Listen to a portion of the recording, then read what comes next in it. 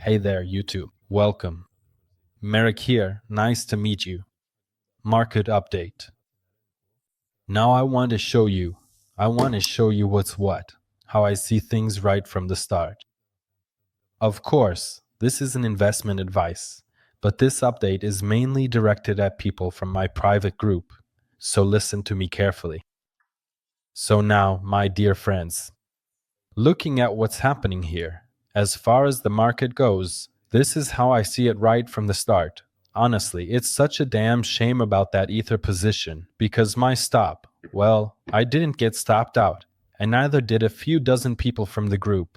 But unfortunately, the vast majority did get stopped out. 293369, 293300 drop. Well, that's how trading is. What can you do? That's the job. I'll trade it lower. As for now, the D1 is pulled up like a Rio bastard. A very nice D1. Really, very nice. It fits perfectly with my scenario. Monday, Tuesday we get a bottom, Wednesday, Thursday, Friday up, and Friday a pullback. That's the kind of play I'd like to make on Ethereum. I'm just holding this long. This went up to here. That's the minimum target. Of course, in the group I'll log the stop loss and the stats, since most people have been stopped out.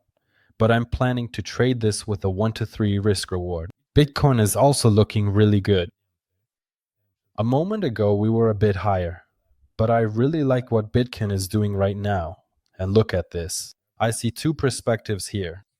The first perspective is to grab that wick, meaning this gap and balance, fair value gap. Call it what you want. That's it. That's the spot where I want to see an entry here and an immediate move up. We had the same kind of situation. Wait a second, just like we had here. Boom, quick move, fair value created, entry boom, immediate pull up. Same thing happened here. Quick move, entry boom, immediate pull up, and now call it what you want. Listen, I was taught that if a given body engulfs a swing high or swing low, that's a fair value gap. Same here, we take out this swing high, so that's a fair value gap. However, in this case here, my friends, we don't take out this swing high, because that swing high was already taken out by the liquidity from this candle. So generally it's hard to say whether this is a fair value gap, or if it's a fair value gap, or if it's an imbalance, or whatever else. It's simply an imbalance on the chart that, in my opinion, we should cover. But if we take another look at this chart on the H1 timeframe, I see here a very, very, very nice spot to take a position right where we are now. So now, dear group, focus. Because we could still have a situation here where we actually see an impulse that gave us a break of character and a change in structure. You can also trade this way, and I would see it either like this, okay, and the entry would actually be very nice, almost a perfect one-to-one, I would say. Or like this, and then the stop loss would go somewhere here, generally, in theory, under the second to last low. So you could put the stop here. But from experience, I know it's wiser to play it tight, in case they move from here and don't reach that spot. Alternatively, there's a second position, which I won't hide. I thought they'd drop there at the start of the American session. Of course, everything's still in play, because there are still 2 minutes left until the American session starts. The idea is that we drop down here, and then a structure forms for a move up, and that's where we actually load up on a long position. Why? Because, in my opinion, look, H1 is already cooled off, there's been an impulse, even a potential long signal given here. Of course, it's just an indicator, and H4 still has some room to retrace. And now, really, there's just one simple question, which will win out. Hold on. I don't want to delete all of this. I just want to delete this, and this. So now there's one simple question, which will win out? Because if we were to have a situation now where this, my friends, this red histogram here starts getting wider and wider, then that's actually a good opportunity to end this correction and move higher.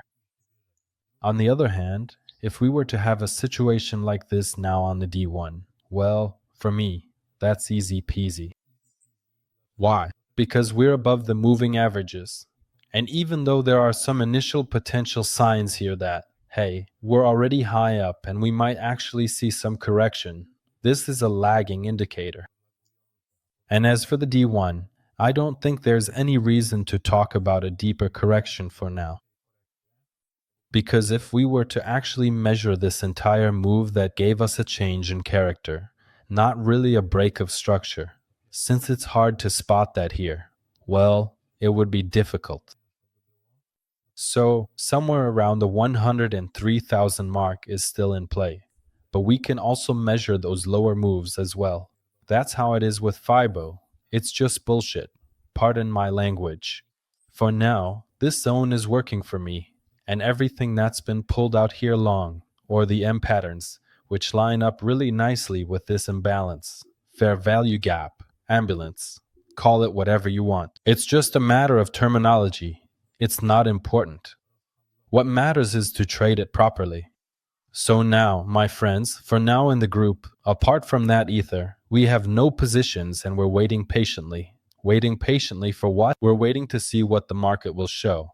Why? Because in a moment, we have our mechanical strategy kicking in at the start of the American session, exactly in about, give or take, between 15 and 45 minutes, somewhere in that range. So we'll see what that shows us. It would be cool, honestly it would be awesome, to see a drop down to that zone. Get a signal here about a change in character, and only then start trading longs from there. Guys, would take profit at a new all-time high, because I don't see any other option here. That's how I see it, so the risk-reward will be really good. That's how I'd like to trade it, unless the mechanical strategy signals longs, in which case I'll also just be targeting a new all-time high. As for Ether, Ether is really strong, really strong. If anyone traded Ether after the market structure break on the H4, congratulations, because the position has an average entry somewhere around here, in this area, in this range, and that's honestly an awesome entry. If someone traded here and didn't get stopped out, then congrats as well. I don't know why I didn't get picked up. Maybe it's because I had my stop set at the mark price, not the last price. So yeah, just a bit of fucking luck, right? Just a bit of luck, that's all. What more can I say? So when it comes to the altcoin market, for me it's a heavy moon, literally a heavy moon.